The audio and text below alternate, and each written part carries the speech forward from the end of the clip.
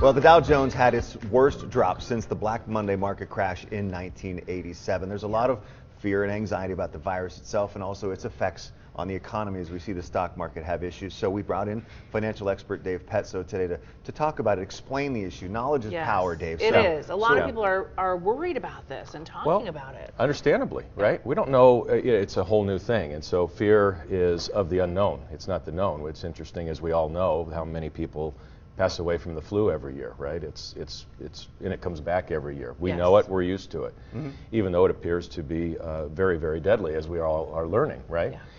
But this is unknown, and so we can't wrap our minds around it. And markets are very, very integrated now. So anything that's going on overseas is going on here. Anything going on in the bond market goes on in the stock market.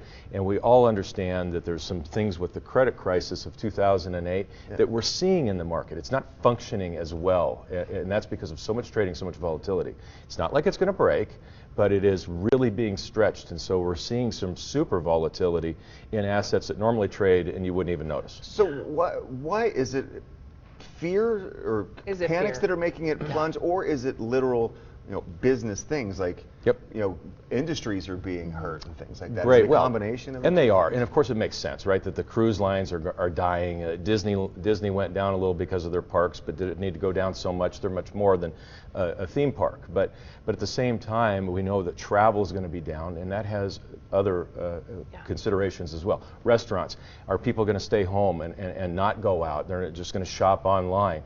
All of those things are economic activity, and that's the fear. Is this going to be over and done in a couple of months? Well, it looks like it if you look at overseas, but can we trust that? No, because it seems also weirdly different in every single country. We have to take it day by day. And so we have to see. And the markets are going to say, look, I'm going to shoot first and ask questions later. I don't know what's going to be going on 6 months from now. If this is still around, that means recession. If it takes 6 weeks, we'll probably bounce right back. What is very interesting to remember is where we were literally 3 weeks ago. We were standing here on a Monday morning talking about the unbelievable jobs number like we've never seen before. PMI numbers off the rails. That's where the economy fundamentally is until now. But when you start telling people they're not going to see March Madness, whoa. Whoa. Yeah. Well, what am I missing? Yeah, let's talk about that anxiety level, though, when people look at their statements and things. What should people do now, or does it depend on your age? It does depend on your age a little bit, but the first thing you don't do is don't succumb to, I got to look, I got to look, I got to look. We find really that people react wrongly if you look too much. So don't. Just set it aside. You know it's down. You know it's bad. Leave it alone. And come back to it when we can all get through this and think about it in a clearer headed way. Because if it's going to be a sense of going in and looking at it and going, oh my gosh, and freaking out, number one, that's not good for you as a human being. Number two, you might make a tragic mistake and sell down. So one thing people can do to screw up something that's made everybody rich, and that's the market. 401ks are beautiful if you leave them alone. Yes. If you take money out because you panic out, that's how you can screw it up. Otherwise, it'll come back. It always does. So take a deep breath and don't look. You have to take a deep breath. And if you're getting closer to retirement, still, same thing. Don't worry about it. What you need to do is get through this. We're already down 26%. Pause. Don't sell at these prices. When it bounces back, then you can reassess and say, hey, look, I was getting close to retirement. That was a close call. I'm going to go ahead and make sure I have a little bit of cash on the side. Not all or none, a little bit. But don't do it now.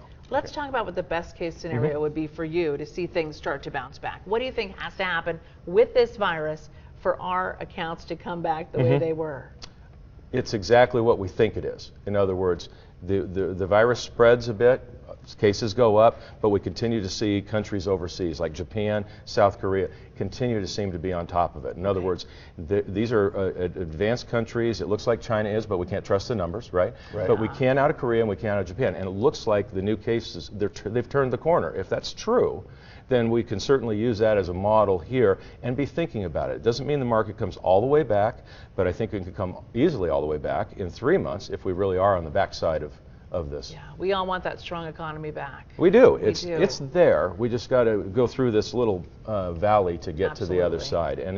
side, and we just don't know how long the valley is. That's the problem. And all these closures are about flattening the curve. They that are, number so you're that the talking spread about, will the number not of happen cases. Right. that we're worried about. Or the spread will be able to be treated Yes. at the hospital for those Controlled. that have to be. Right. Absolutely. Yeah, All exactly. right. Dave, Thank you, Dave, so for much coming in this You morning. betcha. I feel Appreciate better it. after talking to you. I Well, think a good. lot of our, I think I a do lot of too. our viewers do I too. do We too. just have to wait it out. We Take a gotta deep wait it breath. out. We'll be right back.